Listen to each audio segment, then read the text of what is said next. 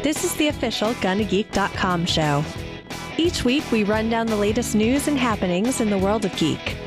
These are your hosts for the show, Steven, Chris, and SP. After an unscheduled week off, I am Steven Jondrew back with another episode of the official GonnaGeek.com show. And with me, of course, is the star of the Gonna Geek show, Michelle Ely is here this week. Oh, well, thank you for such an illustrious title. That's right, SP is away, but Chris Farrell's here again. Hi, I'm Chris. If you didn't realize this, yes, a week went by without an episode of the official GonnaGeek.com show. Last week, I lost my power and it didn't come on until later in the evening. And we thought about all different ways that we could do it. But bottom line came down to I'm just a terrible individual and canceled it. So that's what happened. That's okay. I had a long weekend, so it meant I got to play video games and it worked out. SP is away this week. He'll be away again next week. He's taking some good old family time. I think something involving camping out at different Apple locations, trying to get them to release a new Apple TV. I think that's what it was. No, you're hiding what's actually going on. We need to make Suncast aware of what is happening right now, which is Deputy Director SP of SNASA is on his way to the Mars base right now for an evaluation of everything you've been doing, Suncast. So you better lock it up out there. Get all that contraband hidden away and get those things you don't want Deputy Director SP to see hidden. Yes, put away all those Martian ladies, put them back outside. I was going to say, hang out later and watch cartoons or whatever other programming they like. The Martian, do we still use this term? Martian smut mags? Is that what was that a term? What's that from? I don't know. Then I don't know. I don't want to Google the term Martian smut mags, so I was really hoping you knew. No. Although that could be an episode title right there. Anyways, put those Martian nudie mags away. There, we'll go with that one. Okay. Gonna Google Martian nudie mags. There you go. Don't Google anything. Hey, Chris, before we get into the news, I got something I got to tell you right now. And I won't get too far into this because there might be a future segment, but I just want to do something right now. It's been a while since we've done this. I have a phone and so do you. Look at that, it's a Pixel 2. That makes us Pixel Buddies for life. Some of the music heard was by Kevin MacLeod of Incompetech.com. You and I, Chris Farrell, for a very long time have been Pixel Buddies specifically because of the Pixel 2, right? XL. That's right. You had the Pixel 2 XL. I had the Pixel 2. That's correct. And I just wanted to be the first to let you know, Chris Farrell, that I have ruined that bond. We're still Pixel Buddies, but I officially got the 4A today. I ordered it. It was released in Canada on Thursday.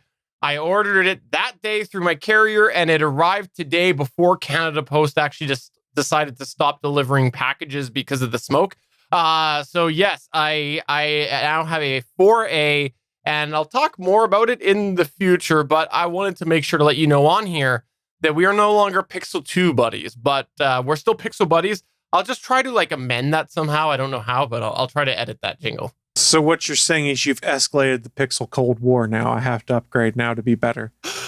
We all know that you're going to get the 5. Let's be real here. Maybe. We're pretty sure you're going to get the 5. But yeah, I decided to go for the 4A. I did debate on waiting for either the 4A 5G or the 5, but just decided I wanted to try the 4A for a little bit. I mean, we'll find out more about the Pixel 5 at the Google event on September 30th, where they're also supposedly going to be announcing the new Android TV box and probably beat that to market compared to the Apple TV. Sorry, SP. Ouch. I had to get my shot in. I'm sorry. I do want to just quickly mention and give you a little bit of hope for the raw increase of power. Today, I've only had it running for a couple hours, but you know how the A series didn't have that extra processor for processing pixel photos? You know how the flagship ones are supposed to, and then the A series didn't? I took my Pixel 2, and I put it up against my Pixel 4A, and I took a picture at the same time, and I quickly hopped where you see processing, and it was consistently the 4A processing faster than the 2. So, hey, even though I know that the 5 would be faster than the 4A, as a user experience, just so you know, you can expect a huge increase when you go to your 5. Not necessarily. Remember, it's not a Snapdragon 855 line. It's the 765 that'll be in the 5 is the rumor. But it still is slightly faster than what I've got, and it has that Pixel processor. So I'm just letting you know, when you get your 5, just because it's got the tear down of the processor, anyways, you can expect to have the world speeding across your screen. I don't know that I'm buying my phone immediately. My 2 is working for now, and I have some other expenses coming up, which we might talk about later in the show, that have taken priority for me over a cell phone. Since I don't leave my house, why do I need a cell phone? Michelle's, they're going to one-up us, and she'll get something that's faster than both of our phones combined. Won't you, Michelle? Yeah, I'll get a horse. Carrier pigeon. I like it. But yeah, There we I'll talk a little bit more in the future after I've used it a little bit more. But yeah, as of a couple hours ago, we are no longer Pixel 2 buddies. But I still have it here. I still have the Pixel 2 here. It's just probably going to end up in the drone bag. To be fair, Stephen, that bump does not say we're Pixel 2 buddies. It just says we're Pixel buddies. So you don't really have to change anything, and it's still factually accurate. One of the lines is, look at that, it's a Pixel 2. Oh, yeah, but T-O-O. I like it. Yes. I always thought it was it supposed to be the number 2? I always thought it was TOO. You know what? I assumed it was number 2 because we both had the Pixel 2, but that's a good question. I will have to find out from Emily Prokop and let you know. Well, I'll get back. This is a get back. Well, this is just editor's preference right now, right? It makes sense that it's TOO. I've never thought of that because, hey, look, it's also a Pixel. Oh, okay, you're right. Yeah. You're right. Yeah. There we go. See? Hey, Stephen. I have a phone and so do you. Look at that, it's a Pixel 2. TOO. That makes us Pixel buddies for life. See, it's a Pixel too. Yes. It's a Pixel as well. Exactly. I'm sorry. I cut you off there, Michelle. I apologize. Oh, I said, hi, hey, Stephen, welcome to the English language. All right. Well, there we go. I feel good about that. And now I stand by my purchase. I was regretting it for a moment there when I thought that jingle didn't apply. Let's go ahead and move on to the news.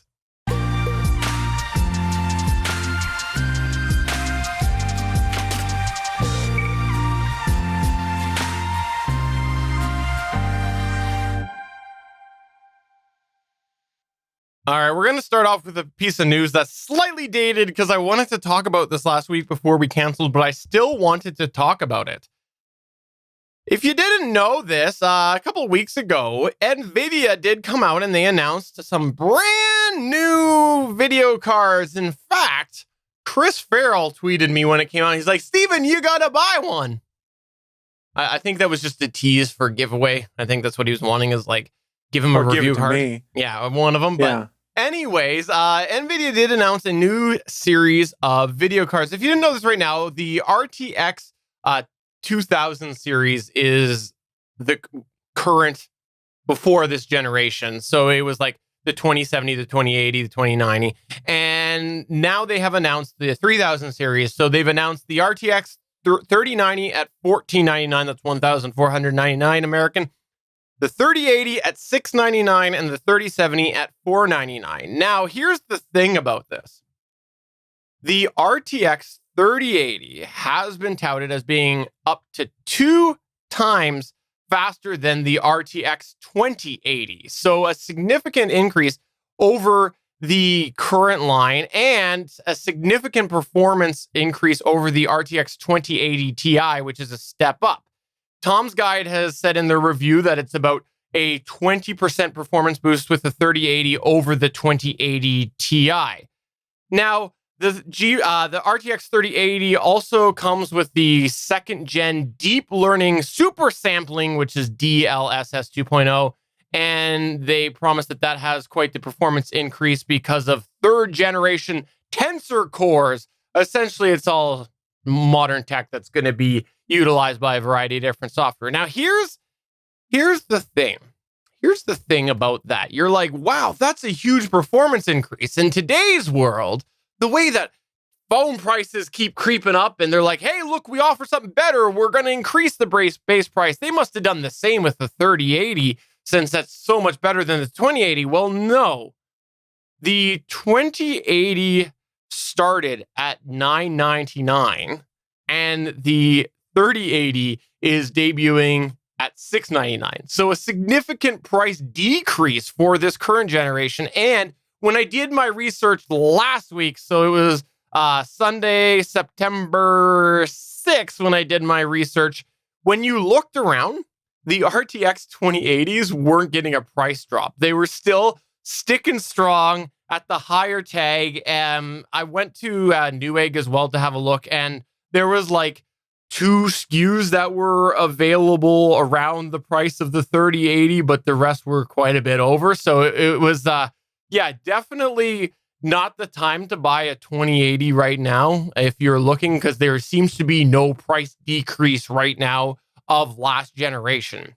Now, it's worth note, one of the things that you might consider going with the 2080 over the 3080 is apparently with older systems, you're more likely to see a hardware bottleneck with the new GPUs, but with the average computer who's probably looking to buy a 2080 or 3080, you're just going to want to go right for the 3080. It's a significant price decrease for a significant price performance. But one of the things that I wanted to really mention right now is that traditionally we have compared, like like the end to the end. So like going from the 2080, we've compared it to the 3080, or the 1080 to the 2080, 1070 to the 2070. But in this situation with this new line, if we actually compare the 37, so the 3070, the step down, so to speak, of the new line, it actually in many tests beats the 2080 Ti as well. So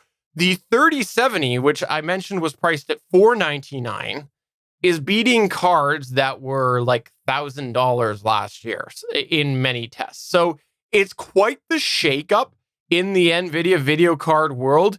And I gotta say that based on these numbers and these comparisons and what I'm seeing, which seems to be very favorable for this new line, I mentioned before on the show, I did a hardware upgrade, a computer upgrade a couple months ago, and I kept my old 1080 card.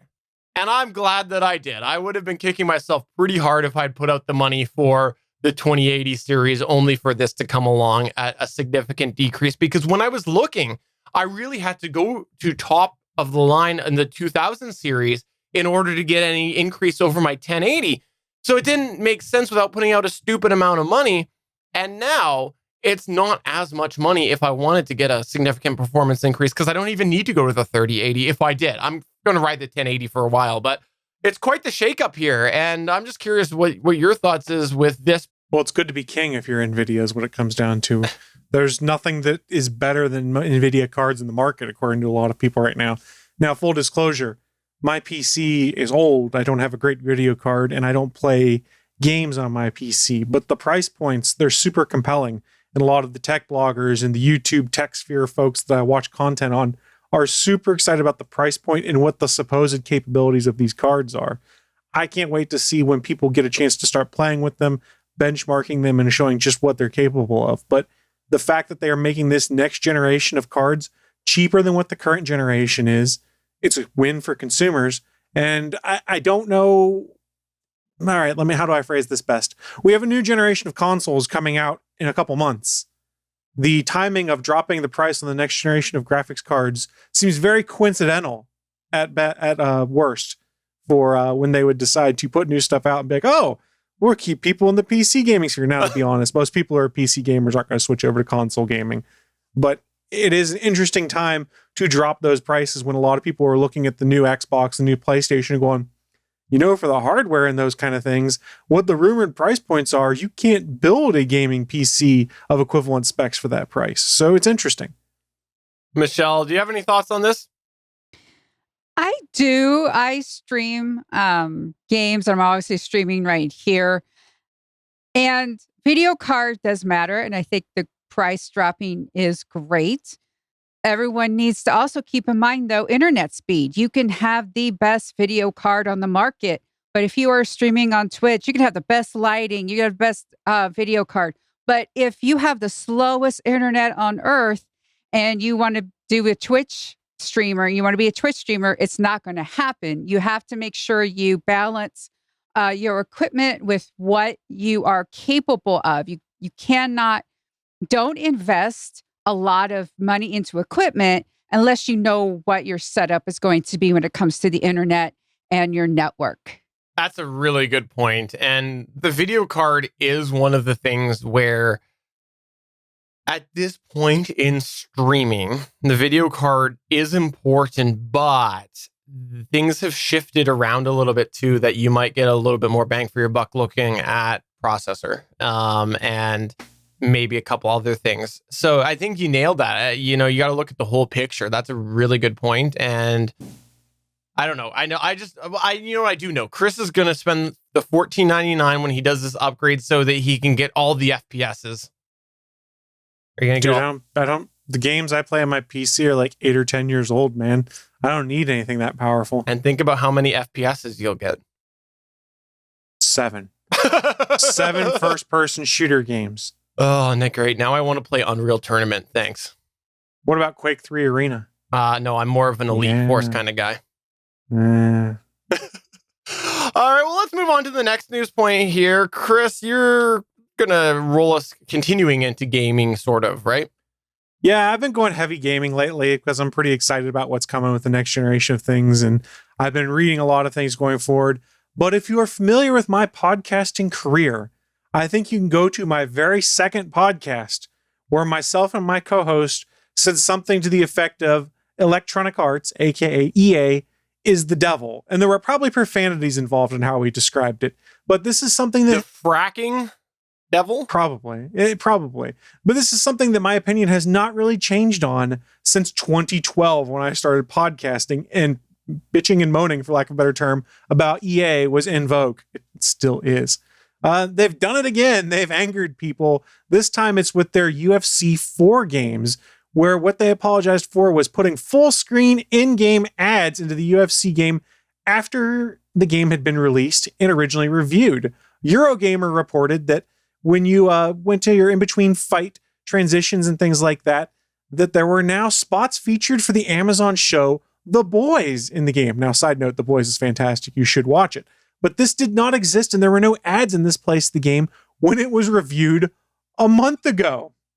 An EA spokesman wrote in a Reddit post that the team had turned on ad placements in the game during the replay moments, and that while this type of advertising inventory is not new to the UFC franchise, it has been typically limited to specific main menus or octagon logo placement. What they really did is just find a way to inject more ads after the game had been out and reviewed. People were cranky about it. And when people are cranky, they like to go on Reddit.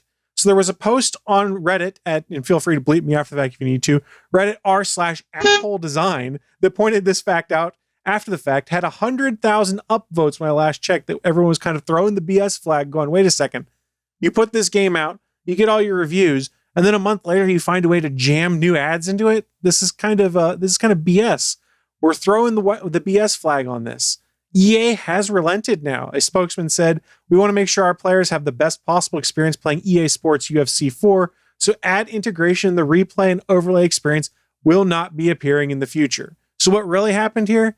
They got called on their BS because this is where ads hadn't appeared before, and the fans pushed back and said, we're not cool with this. Had they not pushed back on it, they would see this same kind of, pardon the term here, bleep me again, asshole design coming in future EA Sports games where they start injecting more ads into places where there weren't ads when the game was originally released. It's shady as hell, and good on people on the internet for going out there and throwing the BS flag. And I guess I kind of also have to say good on EA for relenting, but I don't think they really had a choice because the internet was firmly against them, and Reddit was all over them, and Twitter was all over them, and they just probably had to realize, oh, what we did here, we're not going to get away with. But shady as hell. Shame on you, EA.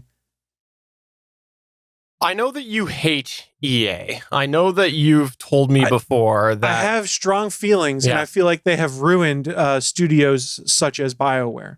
Ruined it. I think that you have clearly been colored because I don't see a problem with any full screen ads. I don't have an issue with it. I'm not sure why you have an issue with it. I don't get it. I don't know why either. For the audio listener, I put the Better Podcasting logo in the middle of the screen. No, seriously, this you know that they knew what they were doing and they were waiting for the reviews and for, everything to be favorable before they did it. They had it right from the beginning. Yeah. So here's the thing. Had they done that when the reviews went out, people would be annoyed but go, okay, this is similar to what you see in actual UFC fights and things like that on TV. But the obvious wait a month later and then inject ads into it, no. BS flag is thrown. Are they maybe hurting for cash?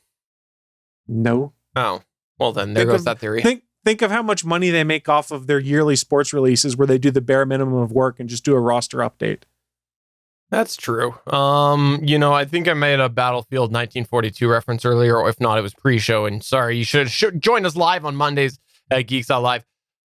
That's I don't know. I always have to be slightly less critical because that was a good game, but that was back when they weren't so much the devil. Look, they can have good games, but the problem is they are well known in today's world for their shadier business practices. And this isn't new that they've done things that everyone goes, wait, what the heck? That is frankly anti-consumer. Step back to Star Wars Battlefront 2. I think I talked about it on this show, that the fact was if you wanted to unlock the heroic characters, it was like 150 plus hours of work for each character, or you could pay a microtransaction fee to get them sooner. And there were like 6 unlockable characters. So it's not unheard of. They do these weird things in there to try and pull more cash out of you or make more money after the game's been released.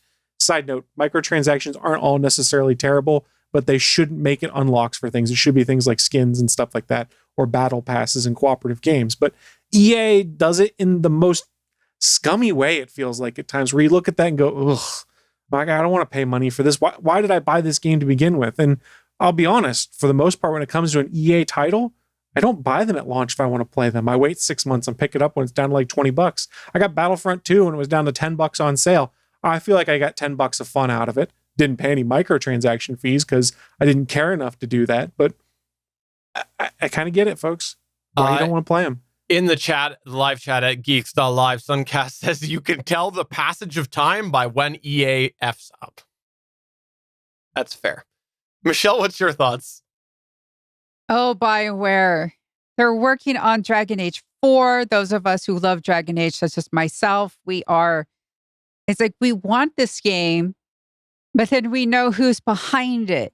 And are they going to keep their grubby little fingers out of it? Are they going to hide really cool things behind microtransactions? I mean, I have stopped pre-ordering games. That is the one thing I really strongly suggest you just don't pre-order video games anymore because of stuff like this. Just wait for reviews to come in and all that type of stuff. And, wait a few weeks. I think you're safe on some. Like, there's never been a Nintendo game that I've pre-ordered that's by Nintendo. Let me rephrase, where I've gone, oh crap, shouldn't have pre-ordered this. Because I think Mario All-Stars, which I did pre-order, All-Stars 3D, I'm not going to have buyer's regret. But there are certainly other games. I talked about it. I don't think it was on this show, but on All Things Good and Nerdy, that the Avengers game, I had pre-ordered that months ago when it was on sale for cheap on Amazon. I played the beta and then I saw if you want to play Spider-Man, you can only play on PlayStation 4. And we're going to release all of these free characters, but you have to buy a $10 pass for each character to unlock all of their stuff. And I went, nope, I'm out. It's anti-consumer. It's not friendly to the gaming community. And I went, I'm done. If I want to play it, I'll pick it up when it's $20. I'll play through the campaign and be like, I got $20 of fun out of it and get rid of the game then. Yeah, I think it's also worth note because I don't know that I've actually ever commented on this before, but BioWare was originally a Canadian company. So you are correct. So obviously the fact that they're now owned by EA, the fact that they're just not Canadian anymore is instantly makes them less cool. Well, one thing to also keep in mind with BioWare is all of the people that were or most of the people responsible for the magic that was Mass Effect 1 and 2 and the first couple Dragon Age games. Most of them are gone now. They've moved on to greener pastures. Those that have left have done interviews that was some of the effect of we couldn't have fun doing it anymore because of the way EA was trying to manage how things happen.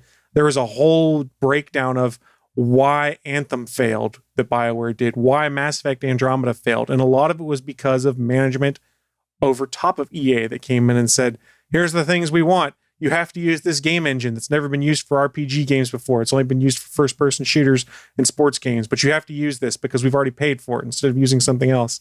And it just didn't work. And the BioWare magic, I think, is gone. I hope Dragon Age is good, but I have my concerns because most of those people that were responsible for the greatness of the past BioWare games, KOTOR, Mass Effect, the original Dragon Age, Jade Empire, stuff like that, they are all gone and have moved on in new places. Well, I guess we'll just see what the next Chris Farrell EA rant's about, but this one I think is valid. Well, give it a couple weeks. I'm sure I'll have another rant about them. CA.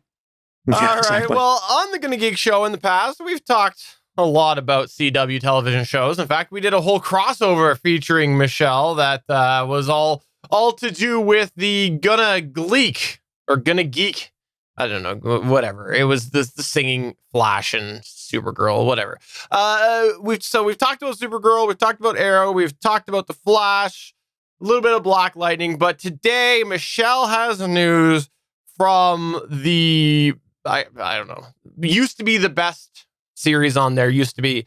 It's from what's it called? Bebo, the Sarah Lance Chronicles. That's what it is, right? I wish it was called Bebo and Sarah Lance. It's called Legends of Tomorrow. Oh, still. right. I'm sorry. I blocked out of my mind after the nosedive that was last season. Yes, I agree, but I'm no longer part of Starlight Tribune, and I haven't been able to talk about any sort of Arrowverse TV shows in a while. And I found there was some casting news that came out, but I found this nice article that sort of wrapped everything up in a nice bow about season 6 casting and story things coming up. So it is a little spoilery and such. So first, not everyone is returning for season 6. If you did not know, Brandon Routh and Courtney Ford were written out episode 8. Remember, Brandon Routh did not want to leave the show. The writers, for some reason, got lazy and were like, we don't know what to do with this happily married couple that has witty banter and great chemistry. We have no clue. So let's just send them off into the sunset. So they're not coming back. Maisie Richardson Sellers, who played Maya and then Charlie, is not coming back. So she was she had a nice send off at the end of the season. Yeah. By the way, Amaya was barely tolerable. Oh, I know. I know. But So I'm just this is my way of saying I actually like Charlie better. I enjoyed Charlie. yeah, Charlie was so much fun. Yeah. New season regulars. We have Cheyenne Sivan, who plays Barad, which is Zeri's brother, is going to be a season regular, as is Olivia Swan, who played Astra, who was one of the bad people, but becoming part of the cast.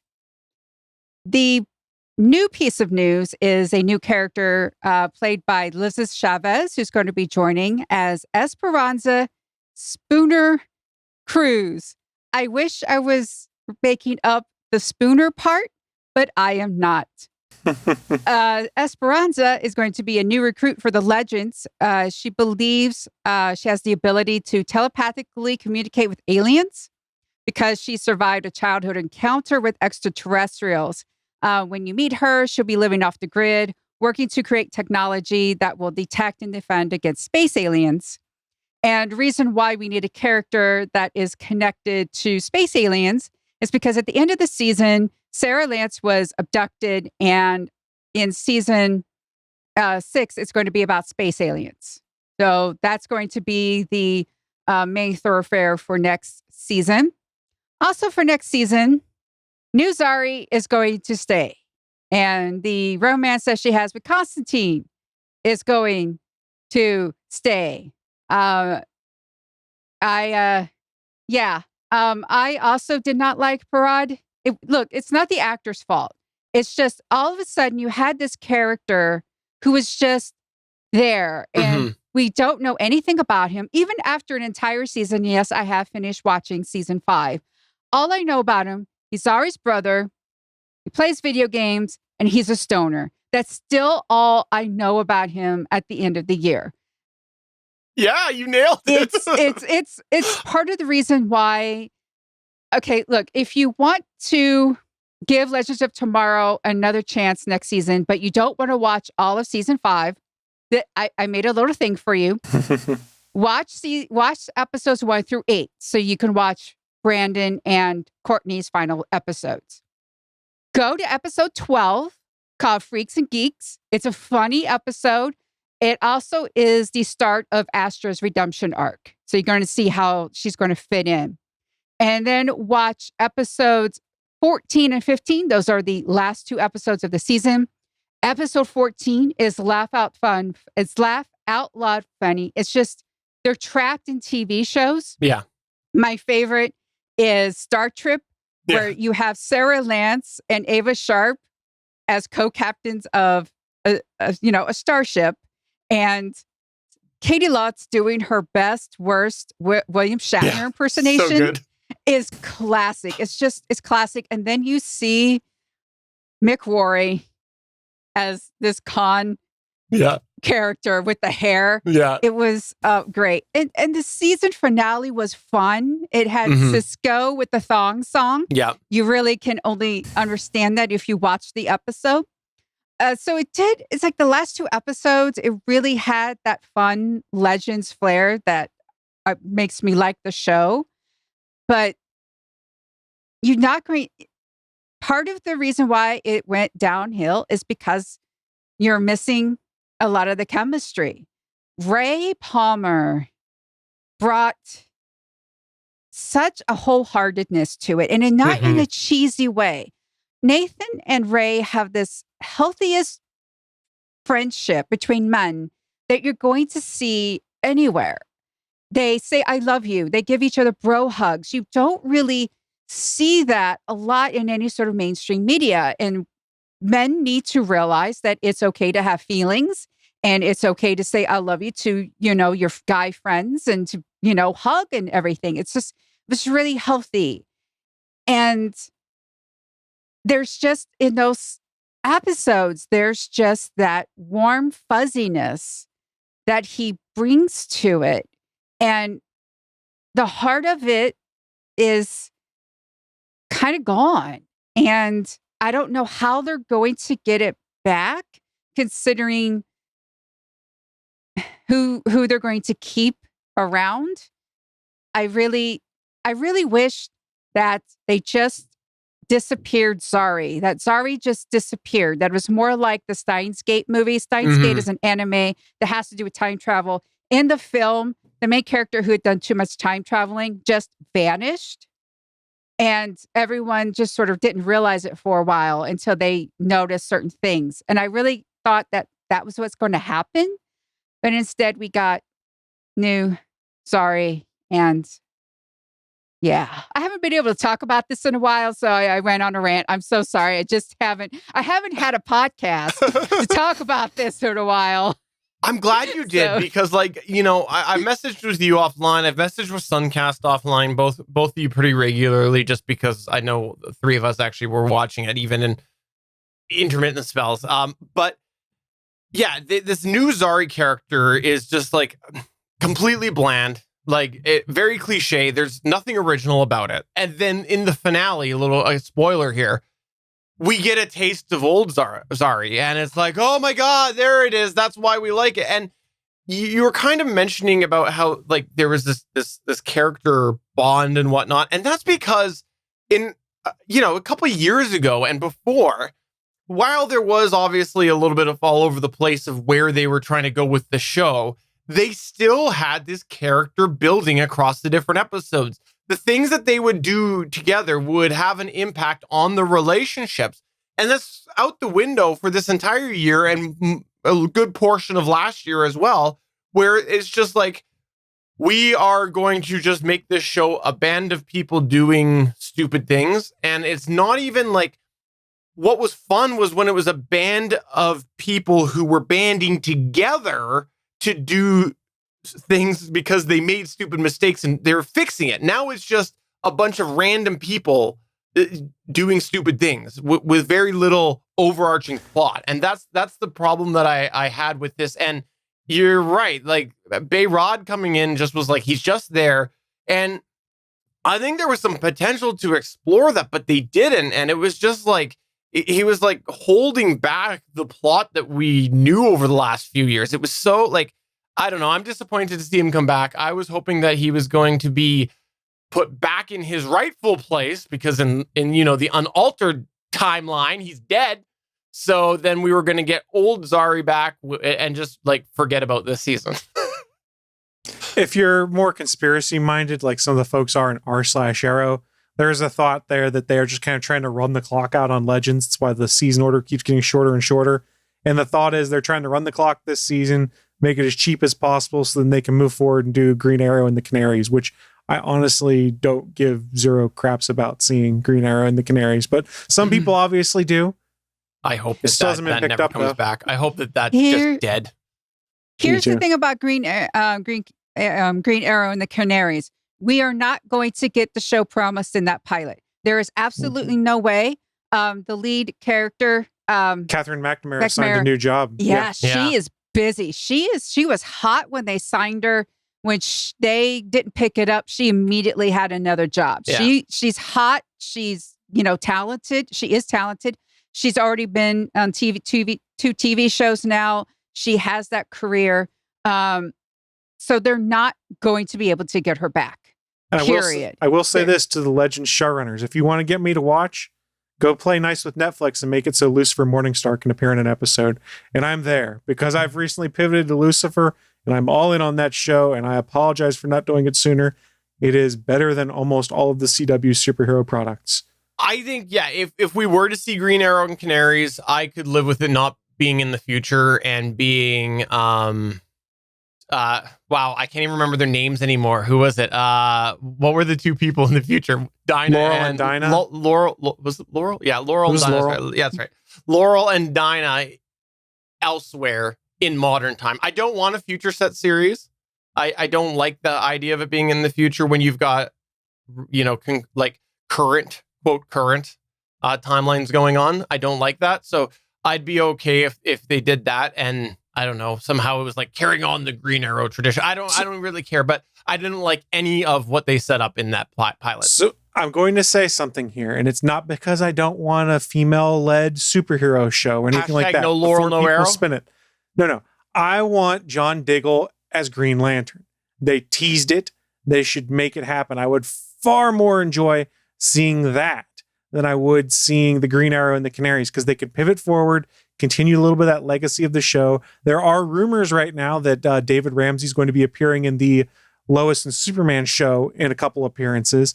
If you could kind of tease the fact that he's got that ring and eventually spin it into a Green Lantern show, which they've already established the Justice League, it would be really cool to see Dig get to step into the role as a lead superhero, become a part of the League, and then sort of carry on Oliver's legacy of helping people and saving cities as a superhero himself. And no, I'm not saying this because I don't like the idea. I don't want this to get spun as Chris doesn't want to see a Green Arrow and the Canaries, blah, blah, blah, blah. I just don't care about the show. It has nothing to do with who's leading the show. I just would prefer a John Diggle show. Yeah, no, Yeah. I agree. I think they could have spun something else off there, but I also don't know that I want to see the same group together. I'm okay Fair. with a couple of them together, but I feel like that's just run its course and we got a lot of crap with that. So I think we're getting to a point where everything they're trying to do their connected television universe, I don't know how much longer it's going to last, especially as they're consolidating more and more of their superhero television properties under HBO Max now. I don't know how much longer it's going to last. We've talked about the troubles Batwoman had with recasting and Ruby Rose dropping out, things like that. So that's in trouble. Ratings are down on Supergirl. Ratings were down on pretty much all of the superhero shows. So are we seeing the writing on the wall that the CW verse, the Berlanti verse, whatever we want to call it, might be nearing the end of its run? Not to say that this is a terrible thing or I'm belittling it. It's had a hell of a run. 8 seasons of Arrow that set up this interconnected universe. That's impressive, but it's not sustainable forever. all I know is that I look forward to the day that the Berlanti universe is canceled so that we can get yet another version of 90210 back. Come on now. Yes.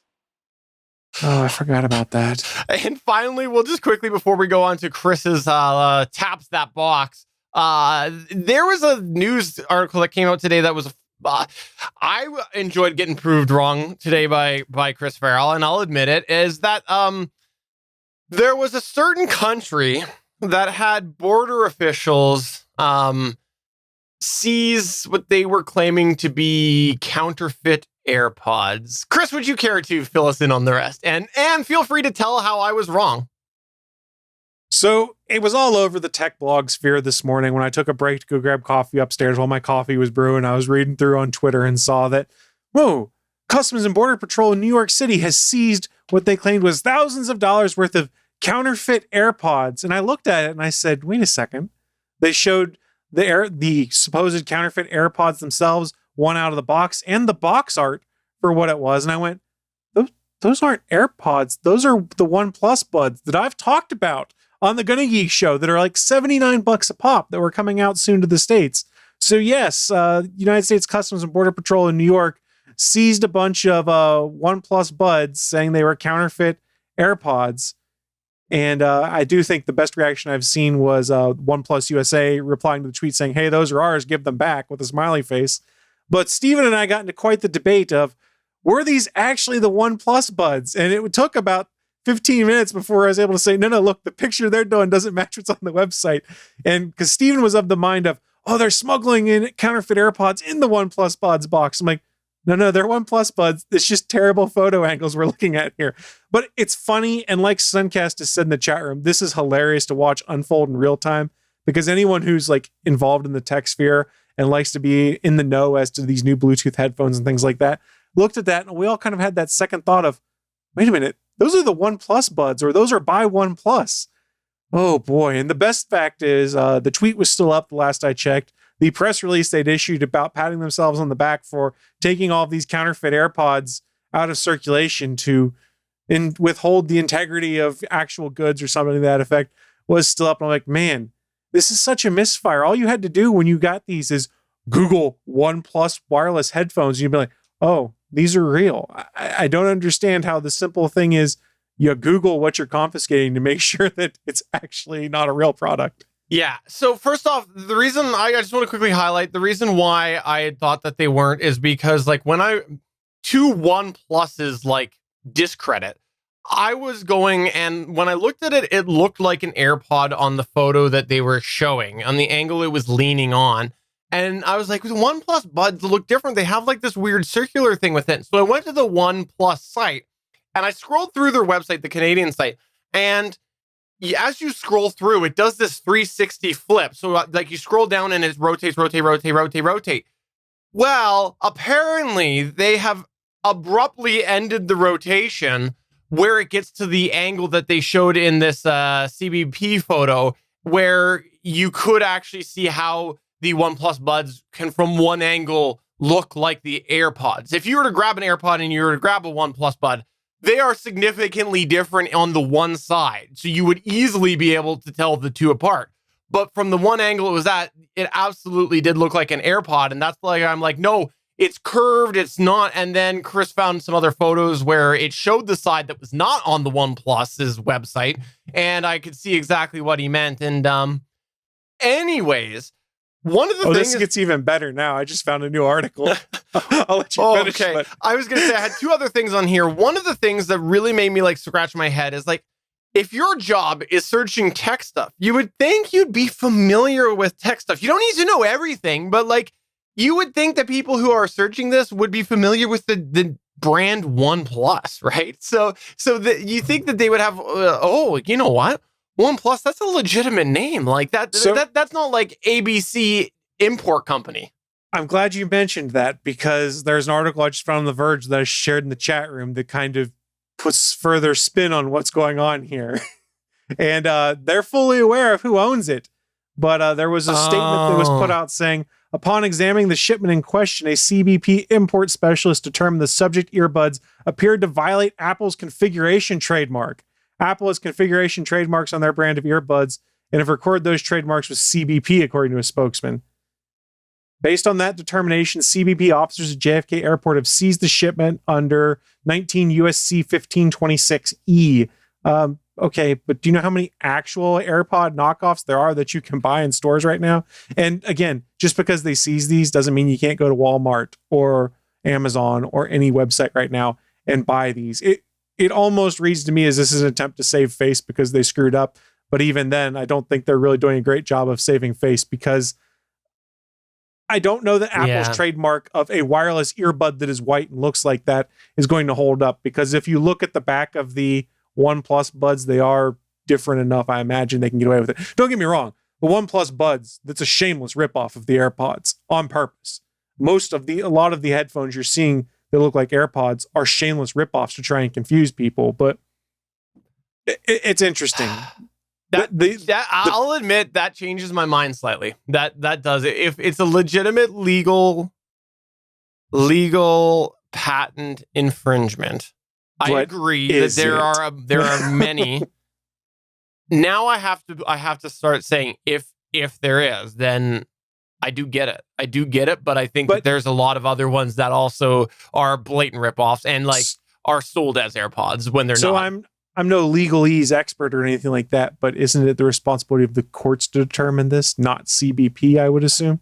I don't know. Someone else might know better than me in regards to this. It just, whether their intent is or not to do this, it looks like they're trying to save face after they kind of got roasted by the collective internet and people at large going, what the hell are you guys doing? Because, I'm not a lawyer either, and that's where I could quickly, stop giving them any benefit of the doubt, is if counterfeit Apple AirPods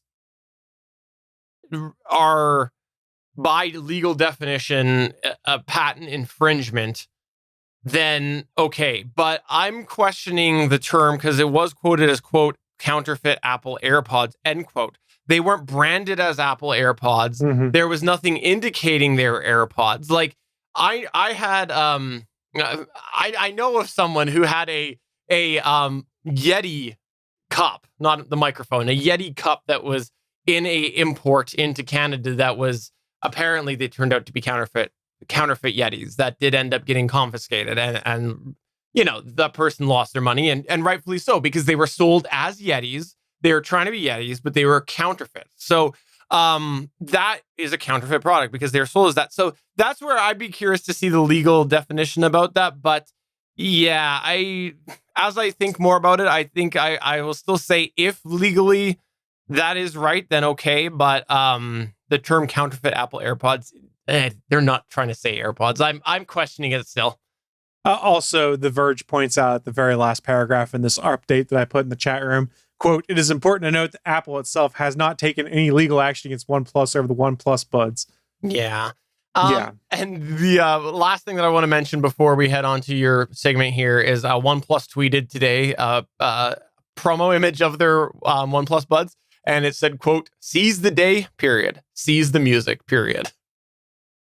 Now, I imagine that was before this most recent twist into what's going on right now. I imagine they are purposely not going to say anything at this point in time because of possible legal ramifications. So it'll be interesting to see how that all shakes out. But it's funny from an internet tech follower standpoint, just look at it and go. Yeah. Michelle, what's your thoughts? Until, like you said, until some sort of legal action is taken, then it's just a bunch of if you make a mistake, just admit it. Because the more I've learned in life, the more you try to make it not look like a mistake, the bigger of a fool you look. So if it's just you made a mistake through customs, just say we made a mistake through customs, and then nobody would be talking about it anymore.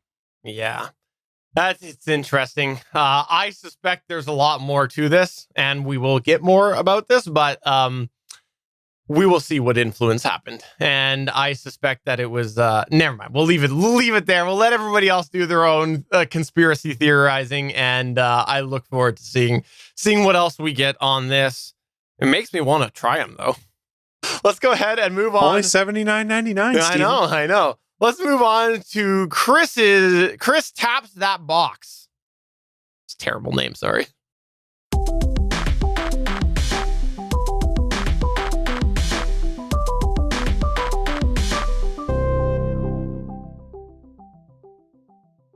What cardboard box do you have? I don't have any boxes right now, but I will potentially be buying something that comes in a fairly large sized box. Is this like a one-off box, or is this like a series of boxes? A series that you could say an interval of X or S exists. Okay, fair enough. And if X was premium, what does S stand for? Slightly less premium. Okay. So, I don't know. I was trying to make that math equation, but tanked it. Go ahead. Don't make me have to do advanced mathematics. I haven't had to do that in 10 plus years at this point in time. My brain might melt down. Okay, so you wanted to talk all about your second favorite console, and why is that? We're going to talk about the Nintendo Switch tonight? I mean, I do love my Switch. I play a lot of games on it. But no, what we're here to talk about tonight is, I hate the term console wars, but we are at the beginning of a next generation of consoles about to be coming out. We know the PS5 is coming soon. This upcoming week, they actually have a big press event that will supposedly reveal pre-order dates and prices and things like that. And Microsoft was also supposed to be having an event of their own this week where they would release pricing, pre-order dates, and potentially tease a new console. All that kind of went out the window last week when a series of leaks plagued Microsoft about a week ago as we're recording this, that eventually had them have to admit at about 1:30 a.m. via a Twitter post, yes, there is another Xbox console that is coming out. The Series S console that was codenamed Lockhart that we'd heard about. We'd had some hints of it before because there were some Xbox controllers stolen from a Best Buy, where when people open up the boxes, they saw references to Xbox Series S and X. But this all leaked out. I believe Thurrott.com was one of the first that had a leak. Brad Sams through there, I believe, had pictures of the new Series S console. There was information about the dimensions and some about the specs. And Microsoft decided instead of just trying to bury it to have an event the next week, at about 1:30 or 2:30 in the morning, they tweeted out and confirmed the existence of the Xbox Series S console. So what is the S compared to the X? And I apologize, the naming convention of Xbox this generation is confusing because it's all S's or X, and you've got to remember to say series. So I'm sure I will screw it up at some point. Yeah, why is this new? Why is this new? The Xbox S and the Xbox X have been out for a long time. So it is interesting. We do have the Xbox One S and the Xbox One X right now. It is Microsoft continuing that naming convention to describe what is their top tier Xbox and then their entry level tier Xbox with the S and X terms. So they are consistent in that regard. It's strange. So, like I said, Microsoft got ahead of this leak or kind of fixed the fact the leak got out there. And I think they issued a release like 1:30 or 2:30 in the morning on Twitter. A lot of folks on Reddit who don't live in the States are like, this is great. We're getting breaking news during the regular day for us instead of having to read about the next morning when we wake up. So it was cool in that regard. What did we find out about the Xbox Series S? It is a similar console to the Series X. It is priced at $299. At this point, they had not yet confirmed the price of the Series X, so we won't get to that yet. What were the compromises to make this console so much cheaper?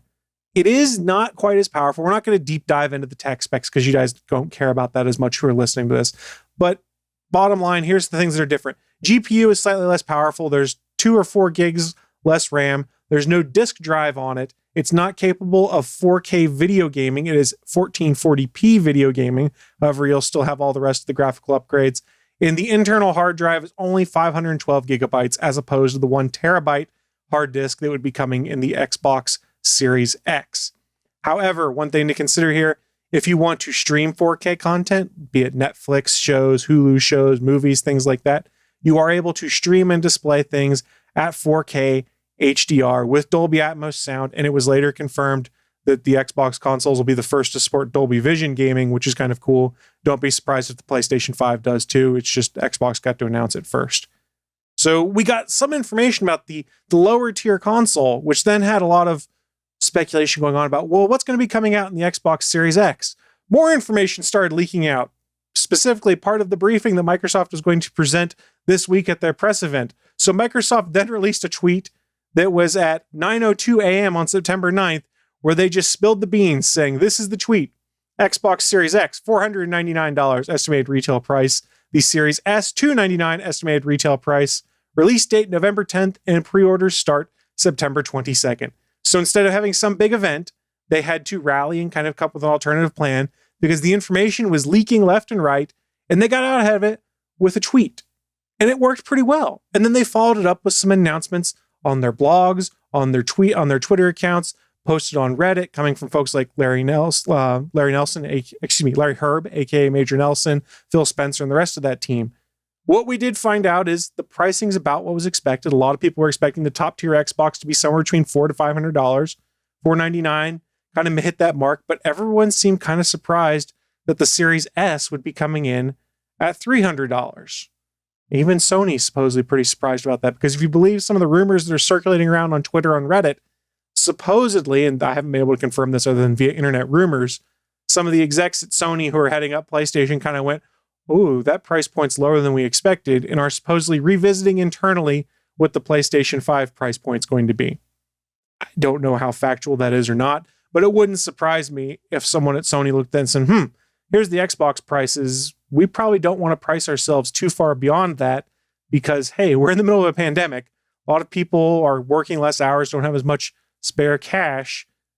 Super expensive console, maybe not the best thing to put out now, but we did get the prices. That was cool. Some other stuff that did come out because Microsoft kind of decided, hey, if we're going to spill the beans, let's spill the beans about everything. They did announce that the Xbox Game Pass service is going to have some additional stuff coming to it in December. Well, they said holiday timeframe. It's been kind of relayed to be December at this point in time. And we're used to games coming and going from Game Pass, but they announced they have made a deal with Electronic Arts, who I called the devil in the second segment of this show. I still stand by that. But EA has their own version of Game Pass that was called EA Play that allowed you to get EA games via a subscription model. You pay your $5 a month. You get access to some of the older sports games, some of the older games in the back catalog, things like that. Well, Microsoft made a deal with them that in December-ish, EA Play is now folded into being part of Xbox Game Pass. Meaning if you are a Game Pass subscriber, all of these EA games are now going to be included, whether it's through the Game Pass app or still through a separate EA app. I don't know. Why do I bring this up? It's because Microsoft's plan for this generation seems to be leaning really hard into Game Pass to get people to want to buy the new console. So why is Game Pass important? Well, if you're not familiar with it, there's two tiers of Game Pass right now. There's the regular one and the Game Pass Ultimate. So for 10 or 15 bucks a month, you get access to 100 plus games in their back catalog, all exclusive Microsoft games, day and date release, things like that. Game Pass is also something they're leveraging really hard in a service they have called Xbox All Access. And I don't think we've talked about this button passing before. Are you guys familiar with what Xbox's All Access plan is? Oh, I've been waiting, and we'll talk more about my waiting for a bit. Yes, the All Access, that's where you basically get a console with it, but you also get the what is now the Game Pass Ultimate, which is the Game Pass plus Gold put together into one package. But I think when All Access first came out, they were only available individual, so that's why it was All Access, because you got Game Pass, you got Gold, and you got an Xbox, right? Yeah, they're basically bundling the Xbox with Game Pass and letting you pay in monthly installments. This is something they are continuing to do with this generation of consoles, and it makes it surprisingly compelling for someone who might be considering upgrading. That someone includes someone like myself. So if you're not familiar, the only thing on All Access you can get right now, since these new consoles haven't launched, is you can get an Xbox One S with 24 months of Game Pass Ultimate for $22.99 a month. Okay, that's interesting. No interest in anything like that. However, starting on September 22nd, if you want to pre-order, both the new consoles will be available. So you can get the Xbox, and I'm going to try and enunciate this so I don't trigger Suncast's iPhone, Series S for $24.99 a month. That includes 24 months of Game Pass Ultimate. Or you can pay $34.99 a month for the more powerful X edition of the console. Again, coming with 24 months of Game Pass Ultimate. And if you go and break down the math for what Game Pass costs per month on a regular basis now, and then if you also consider that EA Play was an additional $5 a month, it is actually slightly cheaper to do these installment payment plans for the X or the S consoles. You save anywhere between $20 to $60 overall if you buy them on a pay per month basis, which is interesting. And again, it leans into Microsoft is leveraging Game Pass heavily. So Game Pass Ultimate, it's pretty awesome. Here's what's included in it. Game Pass Ultimate gives you Xbox Live Gold, which allows you to play online games with folks. As part of Xbox Gold, they do another program called Games with Gold that gives you 2 free games per month that you can download. And as long as you are an Xbox Live subscriber, they're yours to play forever. And if your subscription lapses, you can't play them until you re-up your subscription again at a later date. PlayStation does a similar thing with PlayStation PlayStation Networks, was not unheard of. You also get Game Pass for Xbox, which is the entire back catalog of all Xbox Studio games, all new Xbox Studio games, day and date release, and then other games they have made third-party deals with. So, for instance, Red Dead Redemption 2 was in Game Pass recently. Things like that they've had pulled in. You will also get access to Game Pass for PC. So if you are a PC gamer, you get access to all of these games that are part of the Game Pass library, playable on a computer, including things like the old Age of Empires games, or Gears 5, or Halo Infinite when it comes out. I'm still not done because there's more stuff coming. We already mentioned the EA Play subscription gets folded in there, but what is going to be really interesting, we talked about it really briefly on the show. Microsoft has been investing heavily in cloud-based gaming. Arguably, they've had better results than Google Stadia. I was on the beta for the cloud-based gaming, and I will say it worked pretty well for me. Well, starting tomorrow, on the 15th of September, we're recording this on the 14th, Xbox Cloud Streaming officially goes live, allowing Android devices, and there's rumors that a Windows 10 app is also coming, to do 150 different games that are part of the Game Pass library via their xCloud service, meaning you pull out your cell phone, launch the app, pair a Bluetooth controller, and you can start playing Halo or Gears or something like that, where all the gameplay, like with all cloud gaming, done in the servers, but is rendered and pushed to your phone. And if it is similar to what I saw in the beta, it works better than Google Stadia. So this is a lot of stuff they're including in this bundle. Game Pass Ultimate for $15 a month gives you all that stuff. So like I said, Microsoft leaning really hard into Game Pass, and I think it's kind of worked. This all-access bundle combined with Game Pass, which is something I subscribe to now, kind of has both myself and my wife going, we weren't really looking to upgrade immediately, but $35 a month for a service that we're already paying for, that kind of doesn't make it terrible. We're not having to dump a load of cash out on day one. $35 a month is something that we can swing, not have to worry about having to pay on a monthly basis. It's a lot more palatable than $500 up front, plus then the recurring Game Pass subscription. So I'm pleasantly surprised with what Microsoft's plan is going forward for Xbox. Now, takeaway, I think I've mentioned this on this show before.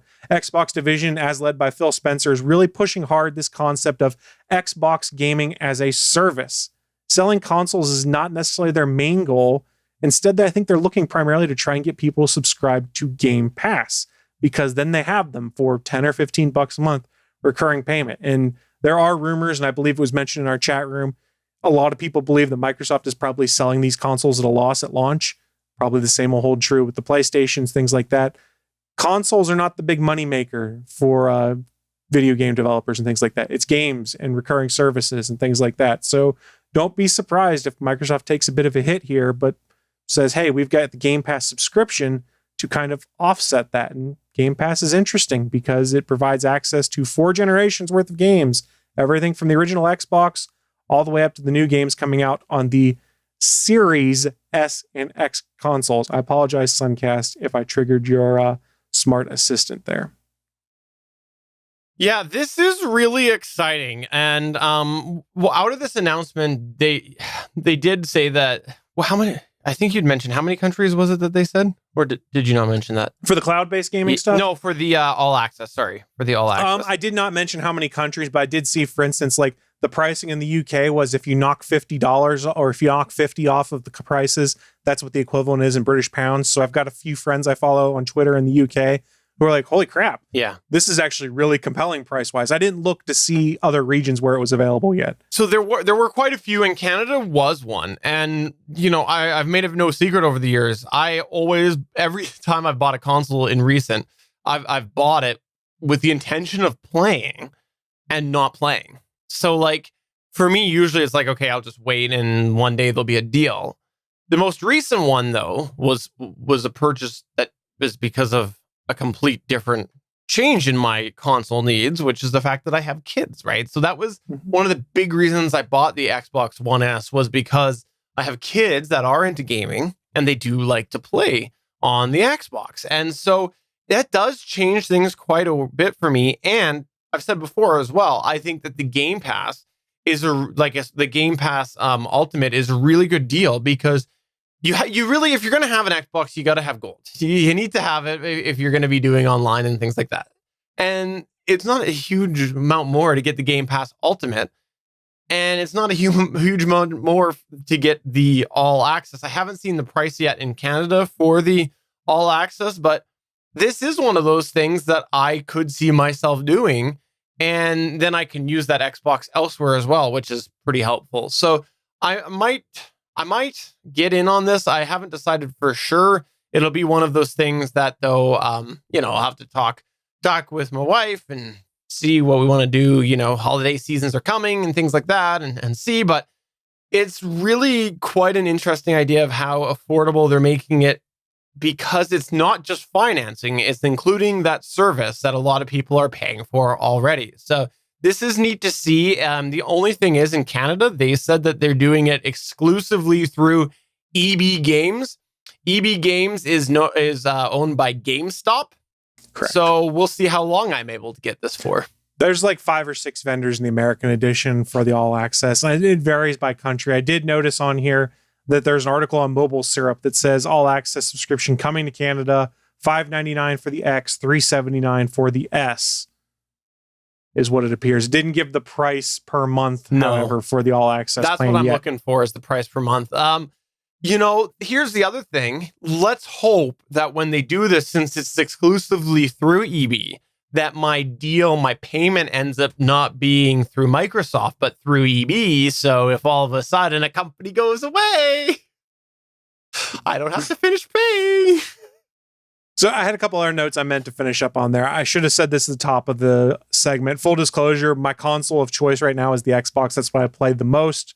And I do have to admit, while I might consider myself more of an Xbox gamer than other consoles, this doesn't diminish my curiosity to see what Sony's going to announce this week at the PS5 event. Pricing, of course, is going to be my main curiosity, but I want to see what they pull out of their pocket to compete with both Game Pass and the All Access program, because the value proposition associated with both of those is really tough to beat. And they do have PlayStation Network and PS Now that allows like cloud streaming of things, but it's mostly like PS3 games and stuff like that. I've tried that program and stuff. I really wasn't impressed initially. I don't know. I didn't really care for like the selection of games and the streaming part of it. I had problems with, and I've heard others with similar issues with it too. It's going to be interesting though to see what they do to compete with that. Now, again, Sony has the advantage when it comes to first party games. They've got Marvel Spider-Man, God of War, things like that. But they don't have a Game Pass like product. So I'm just curious to see where they go with it. And All Access, I think, might be a difference maker, especially right now when people aren't as flush with cash as they may have been before. And I think there's something interesting to consider a few years down the line, once both these consoles have come out and been out for a while. I could see the S version of the console kind of becoming a secondary console for people who might have become a PlayStation 5 gamer, because right now it's $300.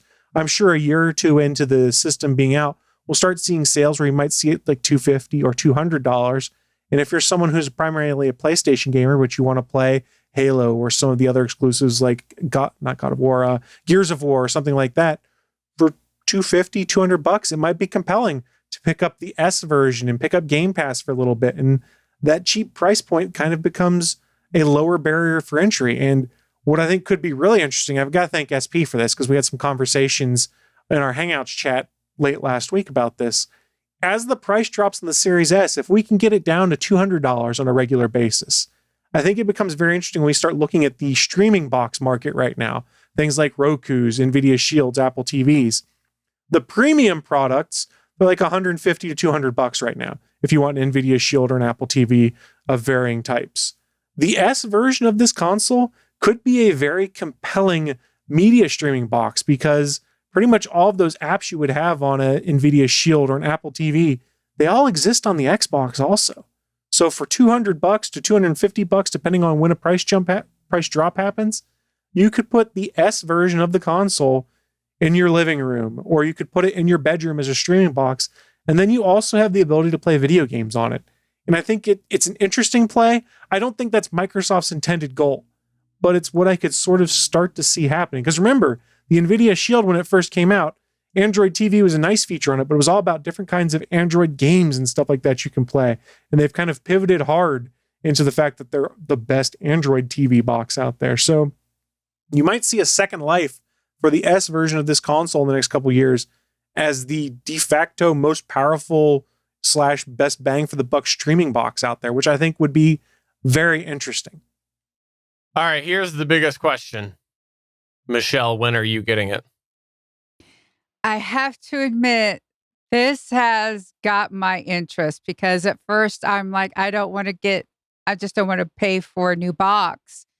But this whole idea of getting the ultimate with all the games and all the services for that $35 a month or $25 a month, that has me very intrigued. For those of you who don't know, I bought a PS4.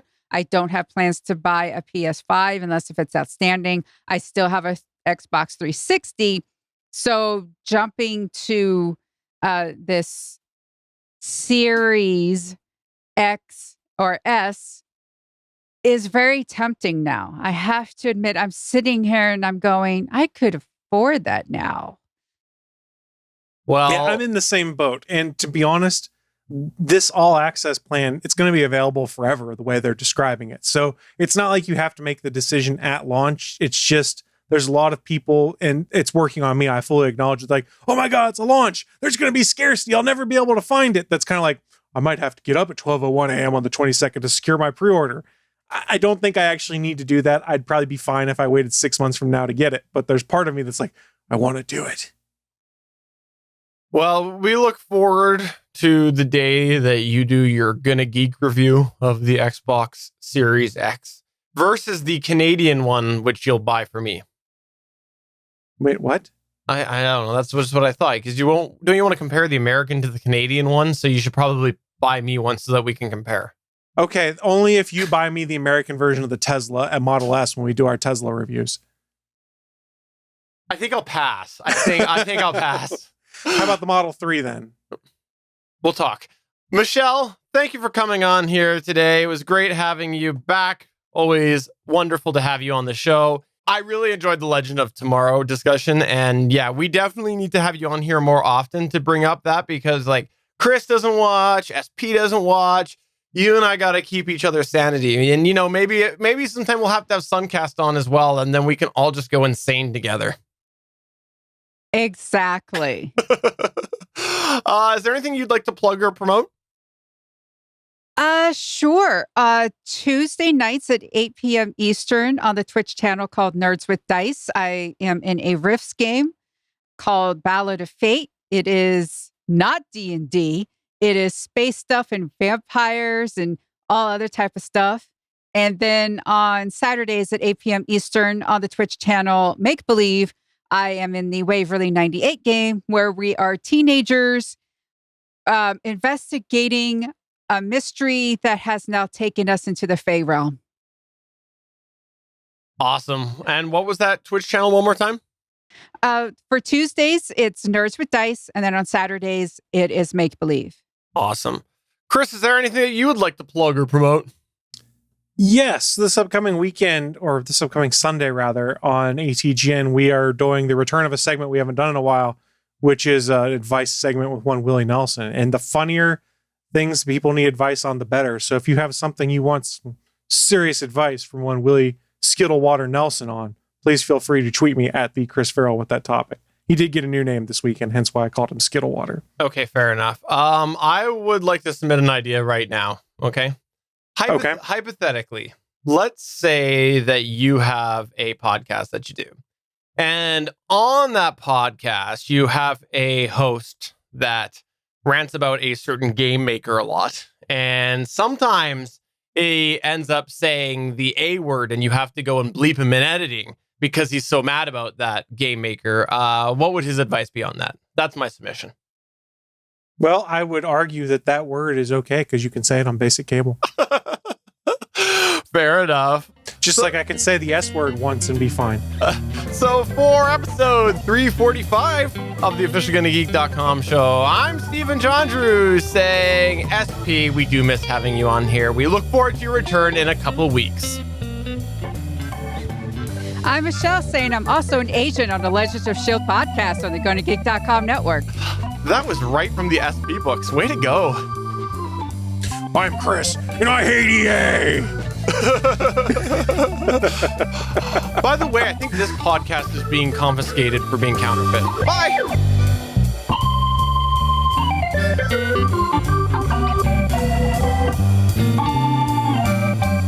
Thanks for checking out another episode of the official GonnaGeek.com show. If you like the show, please give us a 5-star review in Apple Podcasts or a thumbs up on YouTube. You can always join us for our live recording sessions, which stream Mondays at 8:45 p.m. Eastern at www.geeks.live. And remember, you can find our full back catalog at GonnaGeek.com/show. If you're itching for more geeky content, check out other shows on GonnaGeekNetwork.com. Voice work was by Emily Prokop of the Story Behind podcast. That's it for this episode. We hope to see you back again next week.